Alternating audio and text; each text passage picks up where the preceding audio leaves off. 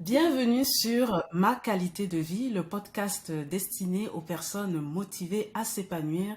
Ça me fait vraiment plaisir de vous accueillir aujourd'hui et pour cet épisode, j'ai une invitée. J'ai le plaisir de recevoir Lynn Kumba. Lynn, bonjour et bienvenue. Bonjour Corinne, bienvenue à toi aussi. En fait, je suis heureuse d'être là, un peu intimidée parce que c'est la première fois, mais bon, ça, c'est pas grave. Je sais pas. Oui, ça va aller. Ouais, ok. Donc, est-ce que tu es mentor en fait en libération émotionnelle et épanouissement personnel. Alors, on a un intérêt commun parce que moi aussi, l'épanouissement, c'est très important pour moi et c'est même l'objet de ce podcast. Je voudrais aider les gens à s'épanouir, à travailler sur leur bien-être et à vivre leur meilleure vie. Et c'est ce que toi aussi, tu fais à ta façon. Alors, est-ce que tu pourrais te présenter, nous parler un petit peu de toi? D'accord. Alors vraiment, je suis honorée que tu m'offres en fait cette vitrine pour pouvoir m'exprimer de cette manière-là pour ma contribution. Parce que c'est vrai que au travers du coaching, on a l'occasion, on a l'opportunité de pouvoir apporter notre pierre à l'édifice. C'est donc pour moi vraiment une grande marque de générosité, de respect là que tu me marques et que tu nous donnes à toutes les deux en fait, hein, par rapport à ce qu'on fait, qui est vraiment, vraiment, vraiment une mission de vie qui me tient à cœur. Alors, je suis Lynn, comme tu l'as dit, je suis gabonaise et je vis au Gabon, la quarantaine bien installée, hein. J'ai deux enfants et je vis avec mon compagnon. Au niveau professionnel, je suis salariée, donc je travaille dans une banque et je suis dans l'entrepreneuriat, dans ce domaine que nous partageons toutes les deux. Parce que je suis vraiment passionnée par tout ce qui est psychologie, la compréhension des comportements humains, et c'est tout ça qui m'a amenée en fait à me retrouver dans ce domaine que nous partageons. Voilà. Oui, tout à fait. Alors, tu accompagnes les femmes en quête de sens à se reconnecter à leur identité profonde pour révéler au monde le joyau qu'elles sont. Alors, qu'est-ce qui t'a amené à vouloir accompagner les femmes dans cette problématique? Ah, ça, c'est l'histoire d'une vie, c'est l'histoire de ma vie, en fait, hein. C'est le fait d'avoir moi-même vécu, en fait, plein, plein, plein d'épreuves, en fait, et qui avaient vraiment pour base une grosse douleur émotionnelle, une grosse douleur, un gros fardeau que j'ai porté pendant plus de 20 ans sans pouvoir en fait faire face à ça en fait, sans le conscientiser, sans accepter de mettre le doigt dessus, alors que tout mon entourage se rendait compte que ça n'allait pas. Moi, j'arrivais pas du tout à faire face à ça. Et ça a finalement conditionné pas mal de choses dans ma vie, des choix, des grandes décisions de ma vie dans tous les domaines.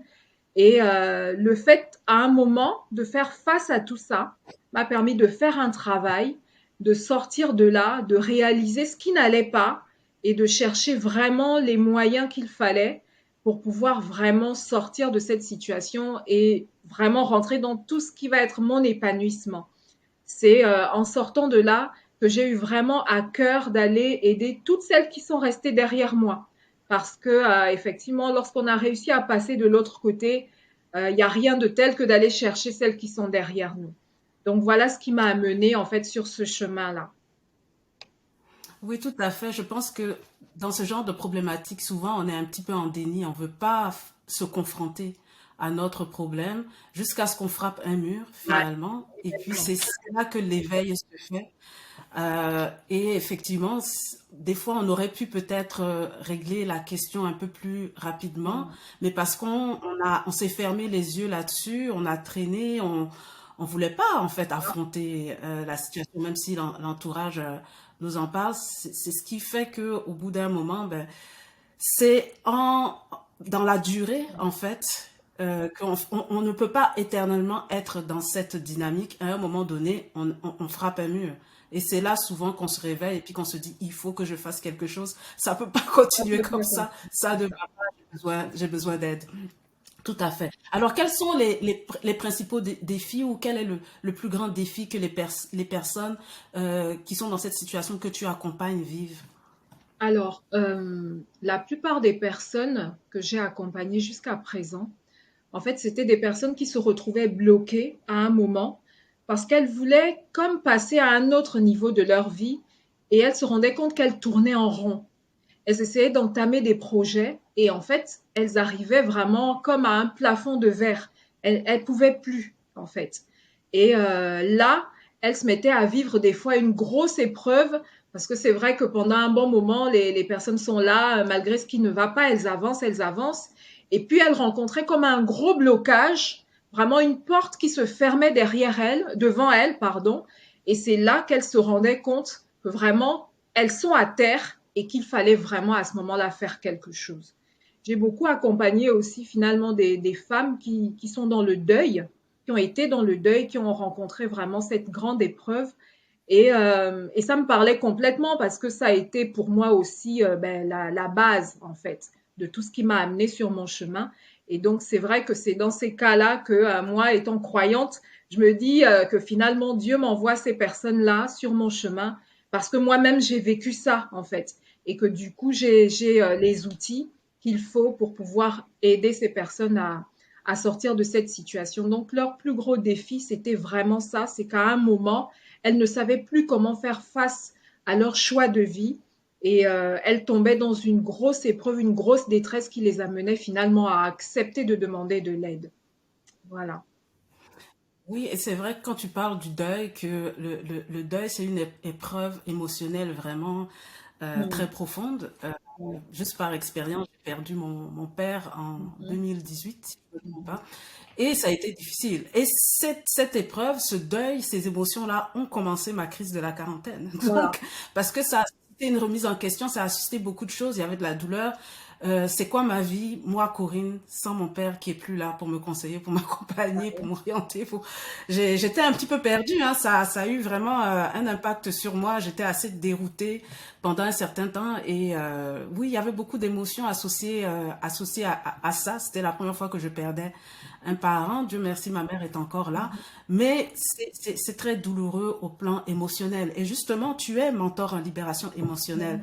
Qu'est-ce que c'est la libération émotionnelle? Alors, la libération émotionnelle, tu vois, je voudrais déjà faire le distinguo avec tout ce qui va être EFT, parce que c'est vrai que les gens, tout de suite, quand on parle de libération émotionnelle, ils voient cette technique, en fait, qui vient aussi finalement mettre le point Oui, sur les EFT, est-ce émotions. que tu peux l'expliquer pour les gens qui savent pas ce que c'est EFT?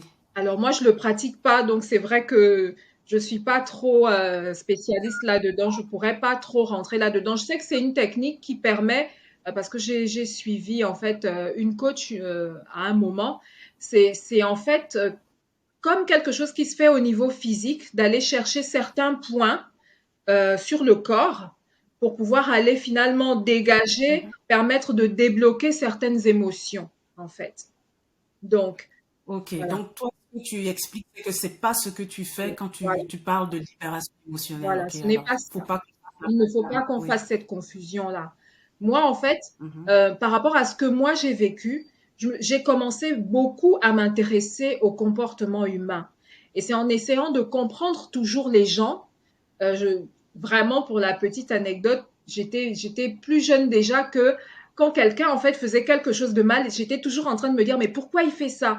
Et quand tout le monde avait tendance à condamner la personne, moi j'essayais de me dire non mais peut-être qu'il n'a pas eu ceci ou peut-être qu'il n'a pas réussi à avoir ça et c'est pour ça qu'il se retrouve dans cette situation-là. Et donc du coup, c'est comme ça que j'ai commencé tellement à m'intéresser à tout ce qui est libération émotionnelle, à aller comprendre l'intérieur de la personne, que du coup, je me suis vraiment mise là-dedans à me dire, s'il faut aider quelqu'un à faire un pas, il faut aller l'aider en fait à trouver à l'intérieur de lui ce qui ne va pas, l'aider à le conscientiser, le débloquer pour pouvoir lui dire comment il va marcher sur son chemin et finalement passer à autre chose. Donc moi, quand je parle de libération émotionnelle, c'est vraiment aller voir ce qui se cache derrière les comportements des personnes qui sont en douleur, qui sont vraiment qui sont vraiment à terre dans ces moments-là, pour leur montrer qu'en fait, il faut mettre le doigt sur ça et pas sur ça. Et voilà la démarche que tu peux entamer parce qu'il y a vraiment un passage à l'action à faire. Voilà la démarche qu'il faut que tu entames pour pouvoir sortir de là. Parce que je me rends compte que quand tu as ces douleurs-là, quasi toute ta vie, elle est conditionnée par ça. Tant que tu n'as pas réussi à extraire ça, ben en fait, tu marches avec comme une vie qui est complètement biaisée. Et du coup, il faut aller extraire cette chose, ce fardeau, cette chose qui est vraiment enfouie en toi, la dégager de toi pour que tu puisses aller de l'avant. Donc, quand moi je parle de libération émotionnelle, c'est ça, c'est aller débloquer les personnes dans ce qu'elles ont comme douleur pour les aider à passer à autre chose. Alors, quels sont les signes justement de cette souffrance émotionnelle? Parce que comme on disait tout à l'heure, souvent quand on est dans la situation, on ne veut pas reconnaître Ouais, qu'on a le problème. Quels sont les signes qui peuvent nous alerter ouais. dans ce genre de situation? Alors, si je reviens à moi et si je vois un peu les personnes que j'ai eu à accompagner jusqu'à présent, ce sont des personnes qui sont souvent tristes. Ce sont des personnes qui ont souvent tendance à être très frustrées. Tu vas rencontrer aussi des personnes qui sont souvent en train de se plaindre, souvent en train de se plaindre. En fait, elles expriment leur mal-être de toutes les manières possibles. Elles sont jamais contentes. Elles savent même pas être heureuses pour les autres. Moi, je sais qu'à une période de ma vie, ben, j'avais mes petites sœurs qui en fait, dans le domaine sentimental, elles arrivaient à s'en sortir, elles avançaient. Et moi, à ce moment-là, j'avançais pas. Et je savais pas être heureuse pour elles. Et finalement, ça se voyait. Donc, ces personnes-là, au-delà d'être frustrées, au-delà d'être tristes et de toujours chercher, en fait, à être un peu le centre du monde aussi, parce qu'elles savent pas faire autrement, parce qu'elles savent pas affronter elles-mêmes les situations, ce sont souvent derrière des personnes qui manquent beaucoup de confiance en elles, qui donc ont tendance à beaucoup, beaucoup, beaucoup se dévaloriser. Et du coup, elles font des choix un peu compliqués. Donc souvent, quand on va voir des personnes comme ça, qui ont l'air tout à fait équilibrées, mais qui font des choix finalement qui sont un peu contre nature par rapport à ce qu'elles sont, souvent, c'est là que moi je commence à me poser des questions et que je vais fouiller avec elles ce qui se passe derrière. Et qu'on détecte vraiment que, en fait, c'est ça, en fait. Le nœud, il est derrière ces comportements-là. Alors, quel conseil tu donnerais justement à des personnes qui sont dans cette situation de douleur émotionnelle et de perte de sens? Voilà.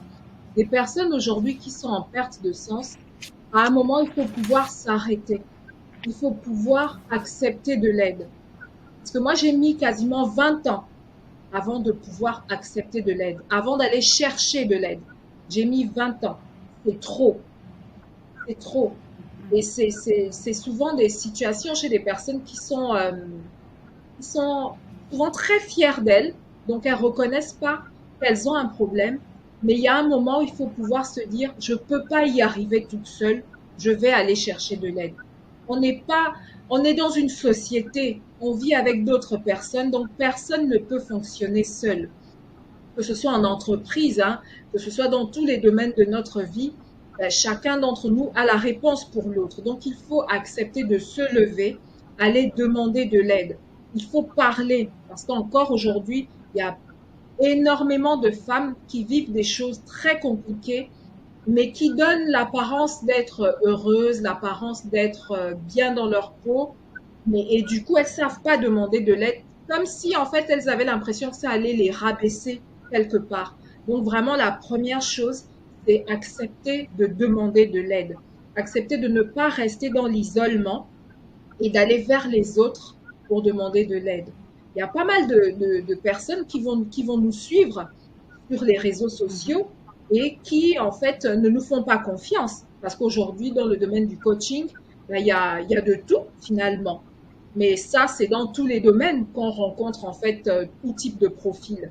Mais il y a forcément une personne qui va avoir, en fait, avec qui tu vas avoir le feeling, avec qui tu vas avoir le sentiment que là, ta problématique me parle et donc il faut vraiment pas hésiter à aller vers ces personnes-là.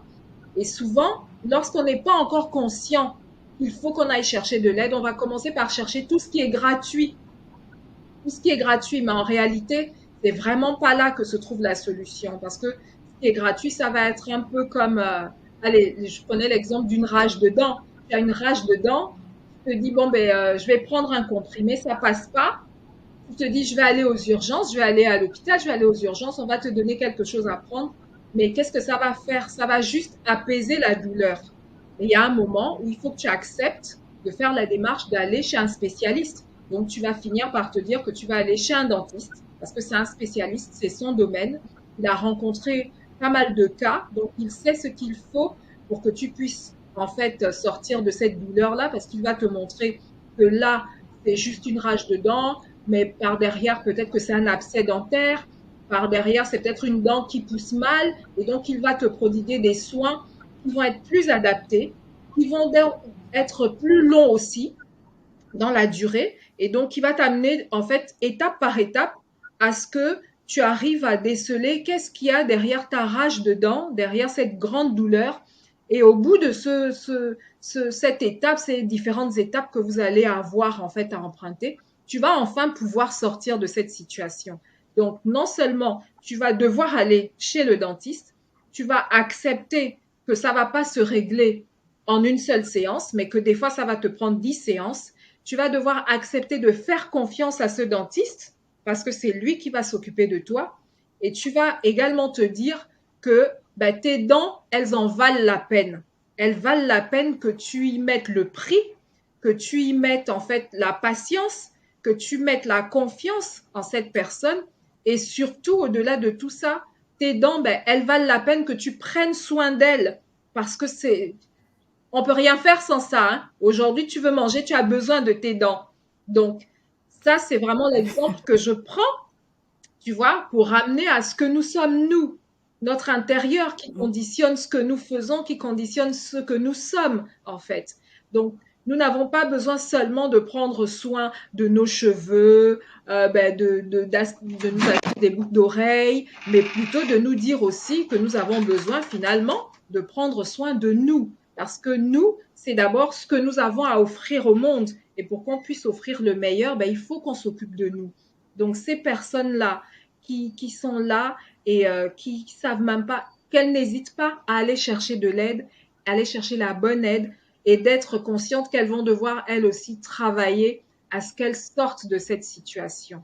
Et ce que je voudrais leur dire, c'est que rien n'est perdu. Il n'y a aucune situation qui est permanente. On ne reste pas dans la douleur indéfiniment. Et je me suis rendu compte que finalement, l'univers est tellement bien fait que toutes les réponses à nos questions, elles sont là. Elles sont autour de nous, elles sont à l'intérieur de nous. Il faut simplement accepter en fait la main tendue de la personne adaptée pour te permettre d'aller dénicher ce qu'il faut pour t'en sortir. Voilà. Oui, tout à fait. Et puis, je suis vraiment d'accord avec toi concernant la question d'aller chercher de l'aide. Dans le premier épisode de mon podcast, quand j'ai commencé mon podcast, j'ai parlé de moi-même, mon cheminement de transformation personnelle. Mhm. Et j'ai mentionné que pendant un certain temps, je cherchais beaucoup d'informations en ligne.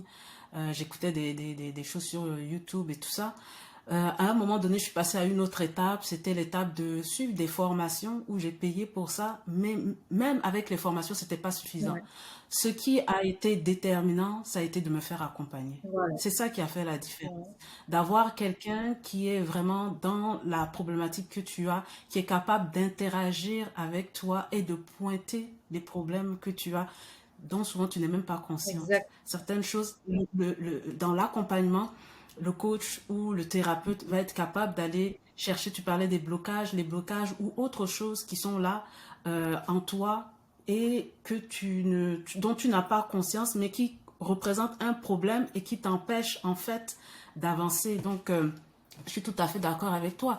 Et en plus, donc, par rapport à toi, ce que tu fais, la problématique que tu règles, quel est l'impact pour une personne qui est réticente à aller chercher de l'aide, qui ne fait jamais, qui ne veut pas aller chercher de l'aide? Quel impact ça va avoir pour cette personne de ne pas se libérer émotionnellement? Ben, moi, je me suis rendu compte que toutes ces personnes-là qui n'acceptaient pas de faire le travail, elles se retrouvaient dans une situation où elles subissaient complètement leur vie et elles se retrouvaient à vivre comme une vie d'emprunt, en fait. Elles n'étaient pas heureuses parce que justement, elles n'étaient pas dans le bon couloir de leur vie parce qu'elles avaient pris des décisions en fonction de leurs émotions. Tu as des personnes qui aujourd'hui se retrouvent en couple avec le mauvais partenaire simplement parce qu'elles ont le mauvais état d'esprit qui est conditionné par leurs émotions.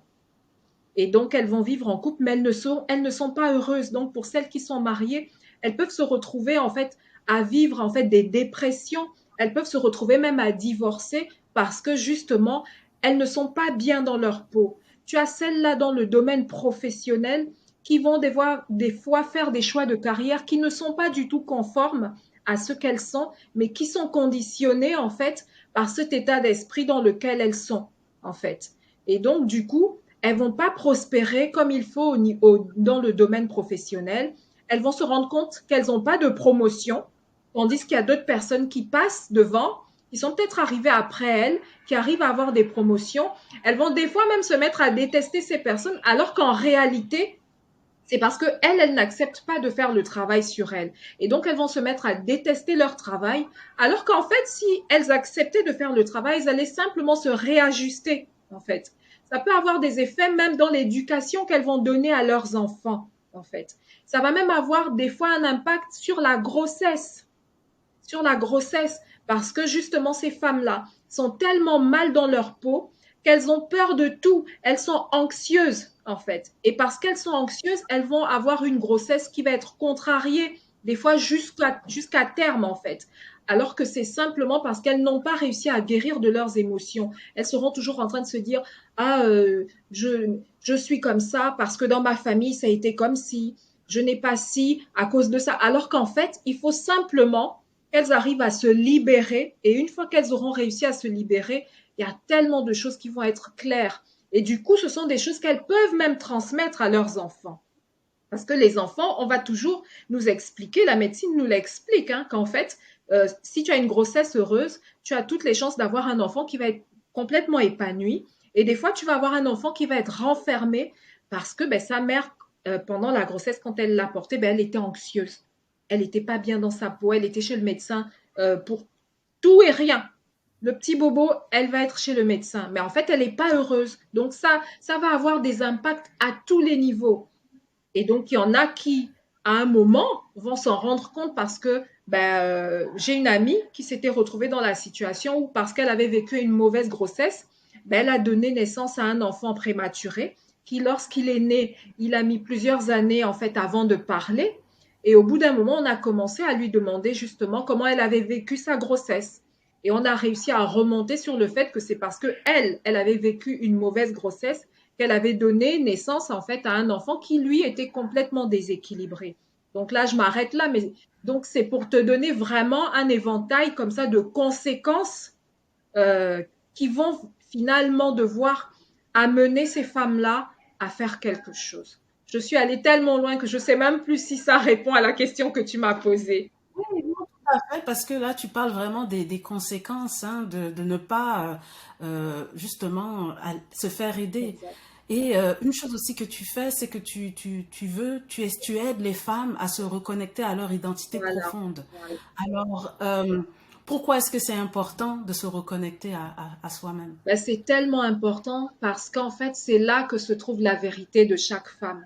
C'est là que se trouve ton essence. C'est là que se trouve ta source, en fait. Et c'est en revenant à ta source que tu vas prendre conscience de ta valeur, que tu vas reprendre confiance en toi, que tu vas en fait te dire, ben, pour ma part, je suis Lynn, je suis la fille de telle, je suis, je, je suis belle, je suis capable, parce que dans le passé, j'ai réussi à faire ci, j'ai réussi à faire ça.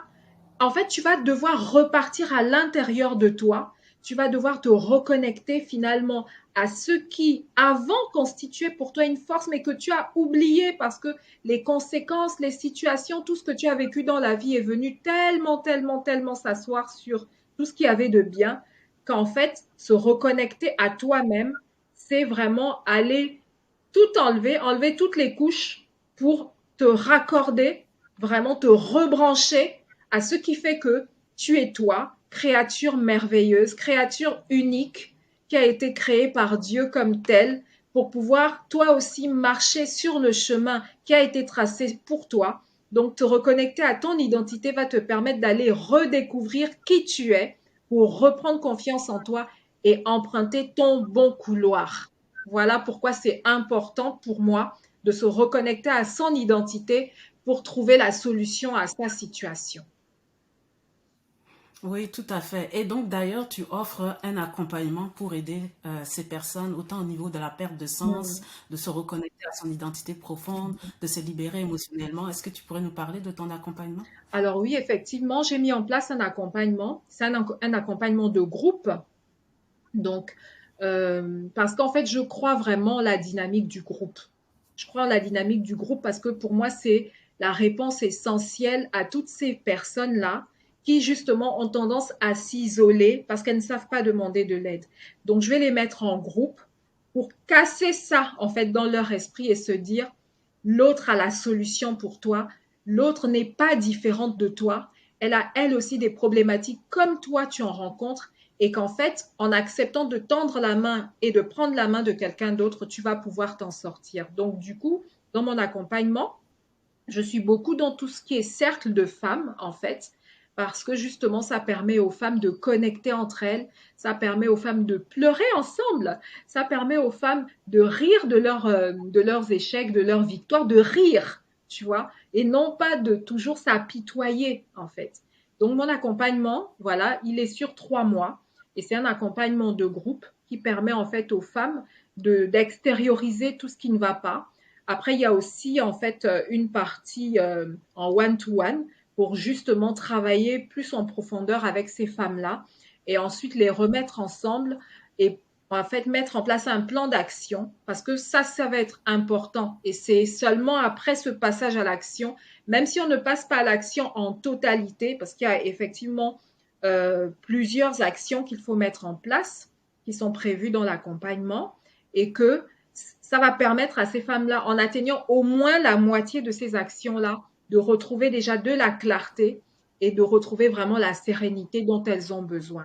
Donc, mon accompagnement se fait en fait, voilà, dans un package comme ça, en 3 mois, où on travaille ensemble pour aller décortiquer tout ça et permettre à ces femmes-là de reprendre confiance en elles. Et pourquoi pas des fois même certaines qui arrivent à découvrir des dons en elles pour pouvoir se lancer parfois dans d'autres domaines auxquels elles ne pensaient pas.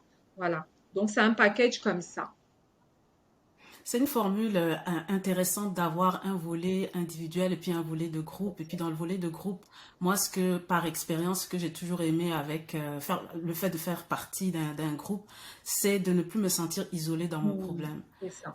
De faire des connexions, des liens avec des personnes qui sont dans la même situation que moi, qui me comprennent, qui sont là où je suis, Mhm. qui veulent la même chose que moi. Ouais, Et donc de se sentir en fait porté par le groupe, ça aide beaucoup. exactement. Donc voilà, je trouve que c'est vraiment une formule intéressante. Et donc, quel est le résultat auquel peuvent s'attendre les femmes qui choisissent de prendre ton accompagnement? Alors, toutes ces femmes, en fait, qui ont choisi de prendre cet accompagnement jusqu'à présent, celles que j'ai pu accompagner, en fait, elles ont pu véritablement mettre le doigt sur ce qui n'allait pas. Souvent des choses, comme on disait tout à l'heure, auxquelles elles ne pensaient pas du tout. Parce qu'en fait, on essaie d'aller vraiment aussi loin qu'on peut en profondeur pour aller vraiment dénicher la chose, parce qu'il y a une chose qui est là, bien cachée, et c'est celle-là, en fait, qu'on va trouver. Donc, en fait, finalement, les résultats que j'ai pu obtenir avec ces femmes jusqu'à présent, c'était d'aller vraiment détecter la chose qui était cachée, de leur apporter cette clarté-là qui leur permettait en fait d'être motivées à passer à l'action pour s'en sortir. Il faut dire que c'était plus facile jusqu'à présent, c'est plus facile de travailler à obtenir ces résultats avec des femmes qui sont vraiment investies. Parce que c'est vrai qu'il y en a qui ne sont pas suffisamment investies et qui ne vont pas accepter de rentrer dans le canevas complètement, hein, en fait. Mais celles qui ont joué le jeu, qui ont accepté vraiment d'être intentionnelles à s'en sortir, on a réussi vraiment à aller dénicher quelle était la situation qui bloquait. Et avec certaines, c'était des fois une seule action qui permettait en fait de tout dénouer. Donc pour certaines, je n'avais pas 10 000 objectifs, sur, par exemple, 5 objectifs, le premier objectif, simplement, il permettait finalement de tout dénouer. Donc, pour moi, au terme de ces accompagnements-là, c'est de pouvoir détecter ce qui ne va pas et de les amener au moins à la première action, à ce qu'elles puissent accomplir cette action-là. Et à partir de ce moment, je sais qu'il y a pas mal de choses qui se règlent par la suite. Voilà. Oui, et dans le fond, ce que tu dis, c'est que c'est déjà bien de passer à l'action en allant chercher de l'aide, mais il faut aussi faire le travail, c'est-à-dire qu'au moment où tu vas chercher de l'aide, il faut t'engager à faire ce qu'il faut pour te, te, te, te, te transformer ou en tout cas obtenir le résultat que tu veux. On ne peut pas s'attendre à ce que cette responsabilité soit du côté de l'accompagnateur ou de l'accompagnatrice. Il faut que soi-même, on soit disposé à faire le travail. Donc, il y a deux étapes. Il faut être capable d'arriver à l'étape d'aller chercher de l'aide. Et quand on va chercher de l'aide, il faut vraiment qu'on soit impliqué dans la démarche Ouais. d'accompagnement pour qu'on puisse obtenir des résultats. Tout à fait. Alors, c'est vraiment formidable tout ce que tu nous as partagé, Lynn. Est-ce qu'il y a d'autres choses qu'on n'a pas couvert que tu jugerais important de partager aux personnes là, qui ont des difficultés émotionnelles, perte de sens, identité et tout ça? Ouais. Alors, l'une des choses, moi, qui m'a motivée personnellement, c'était ma mère, en fait.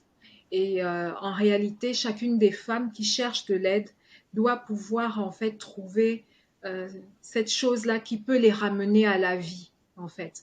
Parce que le fait, moi, de me focaliser à une période sur ma mère, c'est ça, finalement, euh, c'est ça qui m'a boostée pour que je puisse sortir de là. Parce que je me suis dit, tu sais, les femmes, on a toute une histoire compliquée, en fait. Que ce soit dans le mariage ou que ce soit entre nous-mêmes, c'est pas facile. Les femmes, elles cherchent leur place. Elles cherchent leur place à côté des hommes. Elles cherchent leur place dans le domaine du travail. Elles cherchent leur place et ça a toujours été comme ça, en fait. Donc, lorsque toi, tu règles ta situation, ben, en fait, tu viens un peu venger la situation de ta mère parce que nos mères, elles ont eu des vies tellement plus compliquées, elles ont fait beaucoup de sacrifices pour nous et ce que nous faisons, nous, finalement, c'est restaurer toute une lignée, en fait, en faisant ça. Donc, ce que je veux dire à une femme, c'est justement de se dire que lorsqu'elle accepte de se lever pour aller chercher de l'aide, elle ne cherche pas de l'aide seulement pour elle. Elle cherche de l'aide parce que sa mère n'a pas reçu de l'aide. Elle cherche de l'aide parce que sa fille aura besoin d'avoir un modèle pour se dire ce que maman a vécu, je ne veux plus le vivre. Parce qu'il y a tellement de femmes qui l'ont vécu, il faut que ça change. Voilà pourquoi chacune des femmes que nous sommes doivent accepter d'aller chercher de l'aide pour changer la condition de la femme. Voilà ce que je pouvais ajouter. Oui, tout à fait. Il y a une dimension transgénérationnelle hein, dans ton approche. Mhm. Et tu as d'ailleurs aussi un leitmotiv hein, qui résume tout ça, tout ce que tu nous as dit depuis le début. Expire tes émotions, prends ta place et inspire le C'est monde. pareil. Donc c'est très bien dit. C'est très bien dit, ça résume le tout. Alors Lynn, tu es sur Facebook pour les personnes qui seraient intéressées à te contacter. Tu as une page Facebook, un profil Facebook Lynn Kumba. Est-ce que c'est le meilleur moyen de te joindre? Est-ce qu'il y a d'autres façons de te contacter? Alors, c'est le meilleur moyen. Donc, je vais préciser Lynn Praxel Kumba. Parce que, justement, auparavant, j'avais une page qui s'appelait Lynn Kumba. D'ailleurs, il faudrait que j'aille voir pour pas que les gens, en fait, confondent. Mais de toute façon, lorsqu'on arrive sur la page, on voit très bien écrit mentor en libération émotionnelle. Donc, le plus facile, effectivement, c'est de me joindre là, comme ça, de s'abonner sur ma page Facebook. Ça permet, en fait, aux personnes de venir voir ce que je fais, de ressentir aussi simplement mon énergie pour se connecter à moi plus facilement. Après, j'ai aussi mon adresse mail et je vais ouvrir aussi le côté WhatsApp que jusqu'à présent je n'avais pas ouvert parce que en passant par WhatsApp justement pour le moment j'arrivais à connecter avec les personnes sur Messenger, mais principalement ça va être sur Facebook. Voilà. Ok, alors de toute façon, je vais mettre le lien de ton profil Facebook dans la description pour les personnes qui sont D'accord. intéressées pour aller visiter ton profil. D'accord. Lynn, merci. Merci énormément de ton apport, de tout ce que tu as partagé aujourd'hui. Je suis certaine que ça va résonner chez quelqu'un, que ça peut faire une différence chez quelqu'un, que ça peut impacter une femme. Alors merci beaucoup de servir ces femmes qui sont, pardon, dans le Ouais. besoin. Alors voilà, merci beaucoup Lynn. Et pour vous qui nous écoutez, si vous avez aimé cet épisode, partagez-le, abonnez-vous au podcast. Moi aussi, je suis disponible sur les médias sociaux et vous pouvez me trouver à Ma qualité de vie, qui est en fait le titre du podcast et du blog aussi que je tiens. Alors voilà, je vous remercie tous. Merci d'avoir été présents. J'espère que ce contenu a été inspirant et motivant pour vous. Si vous connaissez des personnes qui ont besoin d'entendre ce qui a été partagé ici par Lynn, s'il vous plaît, partagez Mm. l'épisode, partagez le podcast pour aider d'autres personnes aussi, d'autres femmes qui sont dans le besoin et qui auraient besoin d'aide.